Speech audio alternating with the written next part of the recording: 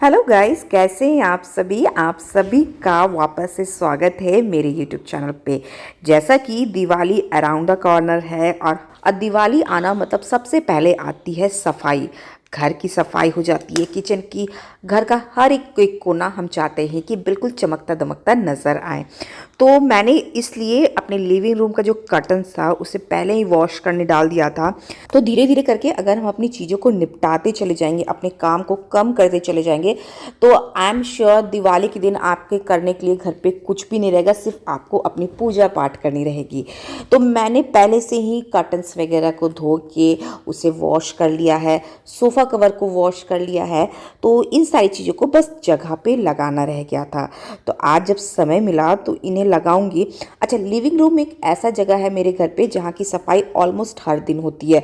Dusting के लिए जो टीवी होता है या टीवी यूनिट होता है उसकी सफाई रोज होती है। और अपनी चीज़ों को आप जितना ज़्यादा ईजी टू यूज़ बनाइएगा वो आपको सफाई करने में भी उतना आसान है। जैसे टीवी यूनिट के पास, अगर जैसे मेरे पास तो कोई टीवी यूनिट नहीं है, तो मैंने इस कंप्यूटर टेबल को एक टीवी यूनिट बनाए रखा है और उसे ट्रे रखा है जहाँ पर मैं रिमोट्स, हेडफोन्स, चाबी हो जाता है या चश्मा वगैरह हो जाता है, उसे इस जगह पे ला के रख देती हूँ। बगल में एक प्लांटर स्टैंड रखा है जहाँ पर मैं मनी प्लांट लगा के अपनी लिविंग रूम की खूबसूरती को और ज़्यादा निखार देती हूँ और इसे मैं एक पॉट में ट्रांसफ़र करूँगी।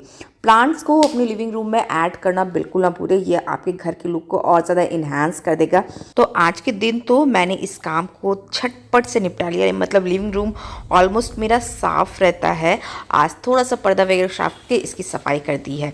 हाँ, जब दिवाली वगैरह आएंगी तो हल्के से डस्टिंग करने से ये चीज़ें मेरे लिए और ज़्यादा आसान हो जाएगी।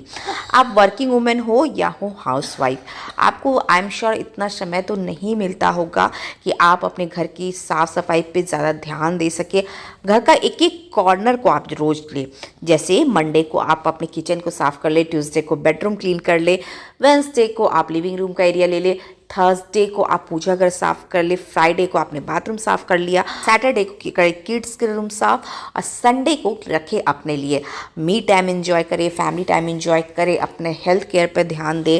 तो अब आ गए ये दूसरे दिन की क्लिप है। यहाँ मैं अपने किचन में लगे हुए जितने सारे ऑर्गेनाइज़र है, चाहे वो मेरा कटलरी ऑर्गेनाइज़र हो जाता है, चाहे किसी भी तरह का प्लास्टिक का, वुडन का, जितना सारा ऑर्गेनाइज़र था उसे मैंने एक दिन पहले ही धो दिया था।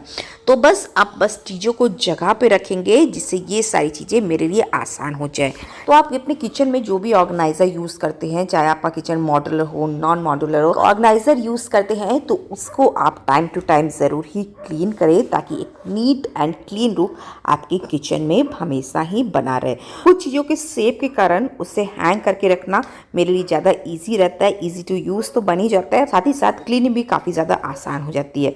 अच्छा, इस तरीके का छलनी हो जाता है, कलछू हो जाता है, पिज़्ज़ा कटर, बड़े बड़े तड़का पैन हो जाते हैं, जिसे अगर आप सही तरीके से ना रखिए तो ये आपके किचन को एक मैसी लुक देने में काफ़ी ज़्यादा हेल्प करते हैं।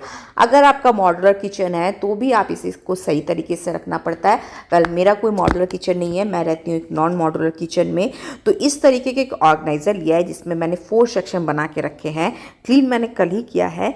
तो 4 सेक्शन में अपनी चीज़ों को अच्छी तरीक़े से रख सकते हैं, चीज़ें डिवाइड भी हो जाती, चीज़ें को लेने में भी आसानी रहती है और क्लीनिंग तो इजी हो ही जाती है।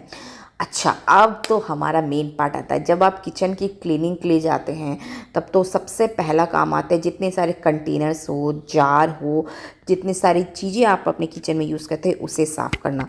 तो आज मैंने सोचा है कि अभी से अगर क्यों ना मैं अगर किचन की सफाई करना शुरू कर दूं, तो दिवाली आते आते बस एक सूखे कपड़े से साफ़ कर दूंगी तो क्लीनिंग बिल्कुल परफेक्ट हो जाएगी। तो यहाँ मैंने अपने सारे सामान को बाहर निकाल दिया है और जो भी कबर्ड होते हैं उसे साफ़ करने के लिए मेरा एक all time favourite DIY solution होता है, जो रहता है विनेगर, लिक्विड डिश वॉश और बेकिंग सोडा का, जिसमें थोड़ा सा पानी मिला के मैं इसका लिक्विड टेक्सचर बनाती हूँ और ये क्लीनिंग करने के लिए बिल्कुल परफेक्ट है। आपको बाज़ार से कुछ भी लाने की ज़रूरत नहीं है, ना तो कॉलिन हो जाता है ना डिटॉल। बस इस सोल्यूशन को अगर आपने बना के अपने सारे जितने सारे कंटेनर, जार्स या कबर्ड वगैरह को साफ़ करना हो, कहीं पे भी, ये फ्रिज में भी आप अप्लाई कर सकते हैं या आप अपने वार्डरोब में भी अप्लाई कर सकते हैं। सारी चीज़ों की क्लीनिंग का ये एकमात्र सोल्यूशन है।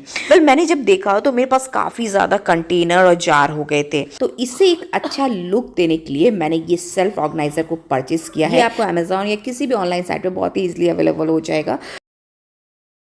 तो इसे मैंने लगा दिया अपने कबर्ड पे और 1 बाय 1 करके जितने सारे कंटेनर जार होते हैं उसे मैं अच्छी तरीके से वाइप आउट करूँगी। जो भी तेल वगैरह के दाग हो जाते हैं वो सारे हट जाए।